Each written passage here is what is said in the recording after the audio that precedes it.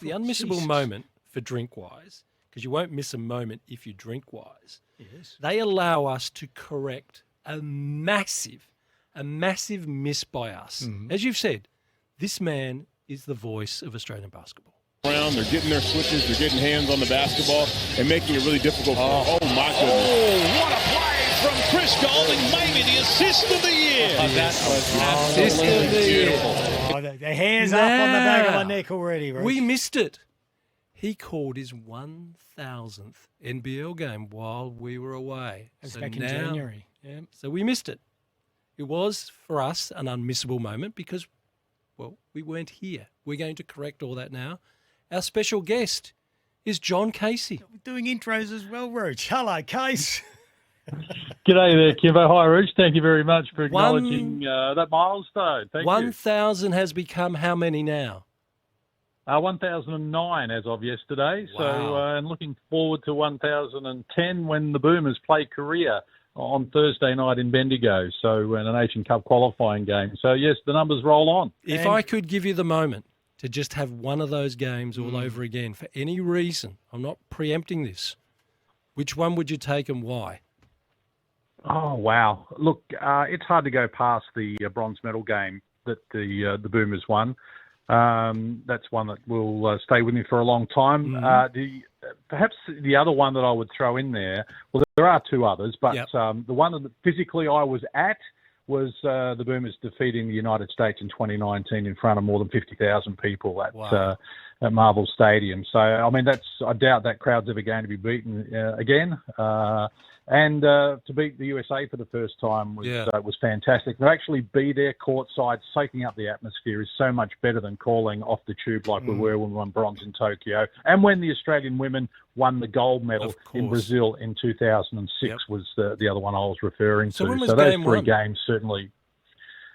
sorry, when was game one? Yeah.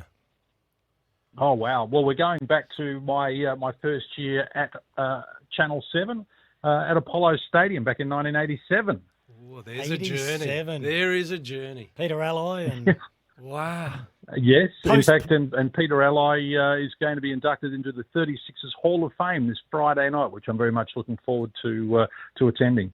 And still calling with the same passion. Is it your great love? It was a lot of people weren't aware with everything that Bruce McAvaney has achieved as a commentator, and as good as he was with football and the Olympics, his first love has always been horse racing. Yourself? Look, I enjoy calling any sport that I've had the opportunity to do, and they're all different, and I enjoy them for many different reasons. Basketball wasn't my first love growing up. I played a lot of football and played a lot of cricket, as most kids do in the backyard growing up. But basketball is the one that I've been involved with for the longest period of time, 5 decades. So, and I do enjoy it, and I enjoy going and, the challenge of doing a good job of it and taking the audience to the game as best you can. And at basketball, you're so close to the action and right up and close and personal, even to the extent there yesterday, the 36ers game, that was a devastating blow for Will McDowell-White, who popped a shoulder in the last quarter on the eve of the playoffs. Second time he's done it this season. And you're able to walk. I know Will really well. We go back a long way. And I walked over to him when he was sitting on the bench and spoke to him and asked him what had happened. And he shares that information that he popped his shoulder and that was it. And I don't think I'll be back for the remainder of the season, was his early analysis. And to be able to take that to the audience, I think is important because, funnily enough, earlier in the game, Finn Delaney, a key player for the New Zealand Breakers, had not been on the court up until half-time. And I asked the medical staff at the New Zealand Breakers, is there a problem here with Finn? Because they're in foul problems and they really needed his input on the court. He hadn't been out there, and I just presumed that there was a problem. And I asked the medical staff and I said, is there a problem? And they said, no, he's fine. He just hasn't had his opportunity as yet. So when we got to the half-time break, I thought, I'm not sure that is the case because he should have been out there by now. So Coach Modi Mayora, when he came back from half-time, I went and spoke to him and said, is there a problem with Finn Delaney? And he said, yes, he has back spasms. They had them early this morning, so he's not playing. He's out of the game. And it's the opportunity when you're in the venue and at the game to be able to utilise those contacts that you have and the relationships that you've built, where coaches and players that are in the heat of the battle are happy to communicate with you. And it's just a special privilege, really, to get that close to the action and be that involved in the game. When, if you're like me and have a small modicum of talent that tapered off very quickly in my own sporting career, it's just excitement that you can't get. Oh, well, congratulations, Case. Yes. There's plenty more games to call and a various array of sports. Just quickly, the best person you've commentated with? Oh, look, Andrew Gaze is such a passionate man. He springs to mind automatically because Andrew and I have called so many games with the Boomers when it's meant so much, and for so long Australia were the bridesmaids and just couldn't take that next step onto the podium at the Olympic Games, which is the pinnacle, of course, for Australian basketball. So I think Gazy's pretty hard to go past. He's always full of energy. But I have to say, I enjoyed calling with everyone. I'm sure you do as well, Kymbo, in the sense that different players and different commentators do things differently. You're learning all the time. You're building relationships. So there's a lot to learn every time you step into a commentary box. And as I say, it's a real privilege. I'll put that on a plate for you. I open the door for you. I thought you might have said me, Case. Get stuff. Oh, all right, let's go. Let me then ask the follow-up question. Because you're in an international sphere, John, and then you get to see some of the big names that have called basketball in so many different places, is there one commentator that it was the crowning moment for you to be able to go and introduce yourself, or vice versa, or how that plays out at an international event? Look, not necessarily, Rooch, because a lot of the time the commentators, we don't actually get to share time together. Yeah, everyone's off doing their own thing, and I do recall being at the Rio Olympics, and our commentary position in Rio was so far away from courtside that Andrew Gaze suggested that the game from where we were sitting was just a rumour. And the binoculars certainly came in handy trying to call that game. But I have to say, one that does spring to mind is I did have the great fortune of calling boxing with Colonel Bob Sheridan in Sydney one night. He was out for a promotional visit here in Australia, and just one of the greatest boxing commentators in the history of the sport. And the thing that I'll always remember about Colonel Bob Sheridan was that he was such a professional that he didn't come in and, it wasn't like, the people in Australia probably got no clue what they're doing. He was very complimentary, and he shared the airtime, and he was very supportive. He was just a beautiful man, and an opportunity to call an international event, a world title fight, with someone like Colonel Bob Sheridan was certainly a thrill. I'll tell you what, Case, stories, everyone's trying to surf your wave at the moment. The texts are coming through thick and fast. This one says, can you please ask John who his favourite director is? Now, what name would you give? My favourite director? Come on. Wow.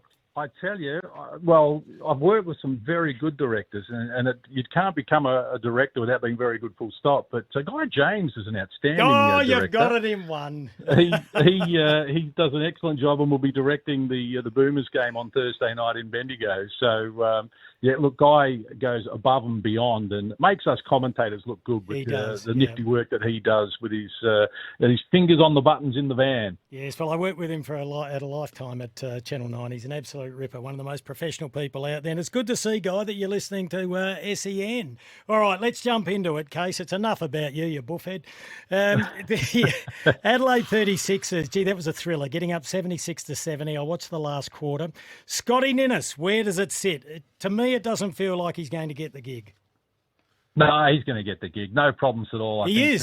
Look, he will get the job. He was all but ordained by the executive chairman and club owner Grant Kelly during the corporate function pre-game on Sunday when I hosted. And his words were to the audience that were there that they are heavily leaning toward the interim coach becoming the head coach next season. And I wouldn't be surprised if it is announced on Friday night at the Hall of Fame and MVP dinner. I don't know that for a fact, and perhaps they don't want to do it there in terms of taking the gloss off the awards that will be presented, but that wouldn't surprise me. I do know that there is a meeting on Wednesday that it will be discussed further. And I got the impression from Grant that unless something dramatically changes, then Scott Ninnis is going to get the job. And I think he really deserves it because he's done a great job. Well, Case, Grant Kelly wouldn't say that unless he was going to get the job. But does that mean that they couldn't afford Brian Goorjian? Because there is a lot of talk about Brian Goorjian. Or is that just wishful thinking? No, it's certainly Brian Goorjian put his hand up. He's interested in the gig, and I don't think it's a lack of finances not being able to get Brian here because, as we know, Grant Kelly has invested heavily in the Adelaide 36ers and continues to do so. So, no, I don't think that is the case. But I think, Scott Ninnis has just presented such a strong argument to be retained that it's hard to ignore the numbers that he's produced. That was a terrific win again on Sunday. Yesterday, they restricted New Zealand to 70 points, which is the best defensive performance by Adelaide in 2 years. He finishes the season 8-7, Scotty, having come in halfway through. It's about 50-50, though. I'm playing the devil's advocate here. I love Scotty. Sure. I've known him a long time, but it's 50-50. It's not like over-compelling. No, but it's not like 13-2. No, I take your point, but they were one win from the finals. And if you extrapolate that out, if Scotty had been in charge at the start of the season, and he's gone 8-7. So if you give him double that and take a little bit off, you give him 14 wins is fourth position. But it's also the fact that he's been able to improve the players as well. So since he took over in terms of coaching the team, you've got like 7 players who have had season highs or career highs, and he's been able to do it in difficult circumstances in the sense that he's had conversations with players whose minutes have been reduced, have been taken out of the starting 5, and of course that can create some angst and the confidence goes down and your motivation perhaps goes down when it's you're no longer seen to be a key component. But he's been able to get this team and get them wins. And, look, they've beaten every team this year apart from Tasmania, Adelaide. They've beaten Melbourne, who are hot favourites to win the title. They've beaten Perth. They've beaten Illawarra, and most of this has happened under Scotty Ninnis's watch. So I think that, the way that he's been able to do it, and to beat New Zealand yesterday when they were playing for a top 4 position, without Trey Kell, who's been arguably their best player over the season, I think it speaks volumes for what they were able to do to restrict a team to 70. And in 3 of the last 5 games that Adelaide has played, they've restricted their opponents in the 70s. Now, if you're able to do that on a regular basis, which Scotty Ninnis has shown he can do, then that is going to win you a lot more than the 12 games that they won this year. Well, Rich, there's your answer if you're nervous about Scotty Ninnis. And this is why Case has called over 1,000 games. So, John, when you look at the Adelaide 36ers rankings of the past 5 years, 7, 7, 7, 8, 9, it's not tracking the right direction. We've had Rupert Sapwell last week make the remarks about culture and belief in the singlet, what type of player you have, a mercenary issue he brought up. Where are the Sixers at, full stop? Look, they're on the rise, Rooch. And I spoke to Rupert Sapwell yesterday at the game about this, about his comments, because they did create a little bit of some murmurings. But I think, the other thing, as you know, and we all know, and I love stats, but you can make stats say whatever you want. The reality is that this season, just completed, Adelaide won 9 home games out of 14. Now, that is third best in the competition this year. And it is Adelaide's best home game winning record since 2018, since we last made the playoffs. So you'd say, well, that's tracking in the right direction. The crowds have been enormous. And just on it, I think the crowds, the sellouts, that was 7 straight yesterday, 8 in total on the season. I'm sure that's had an influence on the results as well. You talk about home court advantage or home ground advantage in any sport. It's certainly there. And it's a credit to the Adelaide fans that they stuck with the team when things were going south very early. Let's not forget, they lost their first 4 games this season for the first time in 21 years. So they had a big hole to dig themselves out of. But so I see that as them on the rise. So, yes, they went down in terms of overall wins by 1 this year. But again, we had 2 halves to this season. We had the first half when CJ Bruton was in charge and they played 13 games and the last 15 under Scotty Ninnis. So I think that he's certainly, got them steering in the right direction. And you make a good point about the talent. Look, they've invested in talent in the past and it hasn't worked out. No. But that's, look, everyone can make mistakes in terms of recruiting, and the club will put up their hand and have said that they've got things wrong and they're going to get things right from here on in. So, They've got DJ Vasiljevic on a 3-year contract. They need to try and get hold of Isaac Humphries long term.